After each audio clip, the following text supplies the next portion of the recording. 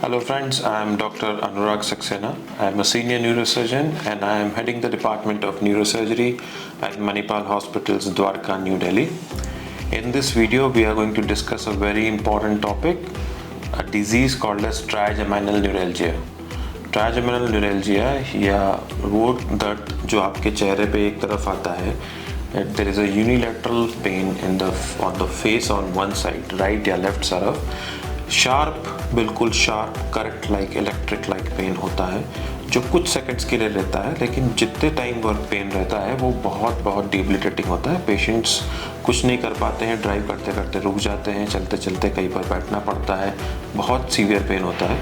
इसको हम trigeminal neuralgia कहते हैं। जिस नर्व में ये पेन होता है उसका नाम ट्राइजेमिनल नर्व है, जो आपके फेस के दोनों तरफ सप्लाई करती है सेंसेशंस को। और न्यूरैल्जिया का वर्ड है मतलब कि नर्व के अंदर पेन होना। ये नर्व के अंदर जो पेन होता है ये आपके चेहरे के पूरे चेहरे पे हो सकता है, या ज़्यादातर केसेस में लोअर चेहरे पे, जिसको हम V3 कहते हैं, मिड के चेहरे पे, या आँखों के ऊपर और फोरहेड के आसपास होता है, जिसको हम V1 कहते हैं। सो ये किसी भी एक हिस्से में या कॉम्बिनेशन में हो सकता है। ये जब दर्द स्टार्ट होता है तो नॉर्मली पेशेंट्स को लगता है कि ये दर्द आपके दांत के या जबड़े से आ रहा है, and most of the patients go to dentist first. और डेंटिस्ट के पास में जाने के बाद में मल्टीपल टूथ एक्सट्रैक्शंस के बाद भी पेन जब ठीक नहीं होता है तब इस बीमारी का डायग्नोसिस पकड़ में आता है, तब पेशेंट्स हमारे को रेफ़र होते हैं। Now whenever this patient comes to us, सबसे पहले हमको एक MRI करा के देखना पड़ता है। इसका सबसे इम्पॉर्टेंट कारण ट्राइजेमिनल न्यूरैल्जिया का नस का दबना होता है, जहाँ से ब्रेन से अंदर से, जहाँ ब्रेन स्टेम हम ब्रेन का पार्ट बोलते हैं, जहाँ से नर्व निकल के चेहरे पे आती है, बिल्कुल इसके ओरिजिन पे एक ब्लड वेसल आके चिपक जाती है और उसके कांस्टेंट पल्सेशंस के कारण वो नर्व में इरिटेशन होता है, उसी कारण से ये दर्द होता है। ये कारण मिलने के बाद में ट्रीटमेंट आगे बढ़ता है। कुछ ऐसे भी बीमारियां हैं जिनमें ट्राइजेमिनल न्यूरैल्जिया पाया जाता है लेकिन ये नस पे दबाव नहीं पाया जाता है, जैसे मल्टीपल स्क्लेरोसिस हो गया। कई बार MRI आपका नॉर्मल होता है। तो ट्राइजेमिनल न्यूरैल्जिया का जब कारण पता पड़ जाता है तो फिर इसका ट्रीटमेंट आगे बढ़ता है। ट्राइजेमिनल न्यूरैल्जिया का ट्रीटमेंट जो है मुख्यतः 3 भागों में डिवाइड किया जा सकता है। First line of treatment is always medicine. So दवाइयों के द्वारा इस दर्द को दबाया जा सकता है, नर्व को शांत किया जा सकता है। काफ़ी हद तक ये दवाइयाँ काम करती हैं और पेशेंट्स को काफ़ी आराम मिलता है। कुछ पेशेंट्स जिनमें आराम नहीं मिलता है या दर्द बढ़ता जाता है constantly, and the disease becomes so debilitating that उनकी पूरी लाइफस्टाइल ख़त्म हो जाती है। ऐसे में हम सर्जरी ऑफर करते हैं जिसको माइक्रोवास्कुलर डिकम्प्रेशन कहते हैं।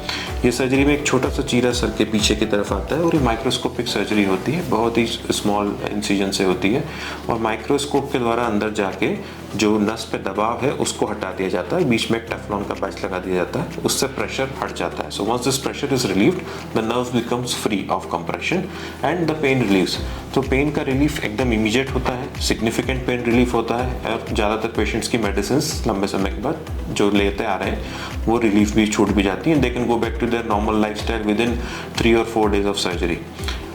जो पेशेंट सर्जरी नहीं करा सकते या उनको कोई सर्जिकल लीजन नहीं है, ऐसे पेशेंट्स जो उनमें मेडिसिन भी काम नहीं कर रही है, वो पेशेंट्स जो जिनमें हम सर्जरी नहीं कर सकते हैं क्योंकि उनकी एज बहुत ज़्यादा है और they are suffering from some other diseases like severe cardiac problems है उनको, या किसी और कारण से सर्जरी संभव नहीं है, ऐसे में हम थर्ड मिडिल ऑप्शन अपनाते हैं जिसको हम रेडियो फ्रिक्वेंसी एब्लेशन या इंजेक्शन थेरेपीज कहते हैं। ये लोकल एनेस्थीसिया में किया जाता है, मतलब पेशेंट बिल्कुल अवेक रहता है, एक बारीक सी इंजेक्शन या सुई अंदर जहाँ से नर्व निकलता है वहाँ पे एक्सरे गाइडेंस में ले जाके उस नर्व को रेडियो फ्रिक्वेंसी से एब्लेट या मतलब जला दिया जाता है। वो नर्व कुछ दिनों के लिए सुन्न हो जाती है, चेहरे पे हल्का सा सुन्नपन आता है, पर दर्द में भी आपको रिलीफ होता है। ये टेम्पररी मेथड होता है क्योंकि इसमें कई बार नर्व रीजनरेट होने के बाद में दर्द वापस आ जाता है। एज आई सेड अगेन, ये उन्हीं केसेस में यूज़ होता है रेडियो फ्रिक्वेंसी एब्लेशन जिनमें हम सर्जरी नहीं कर सकते या जो सर्जरी नहीं कराना चाहते हैं या उसमें कोई क्लियर कट लीजन नहीं है।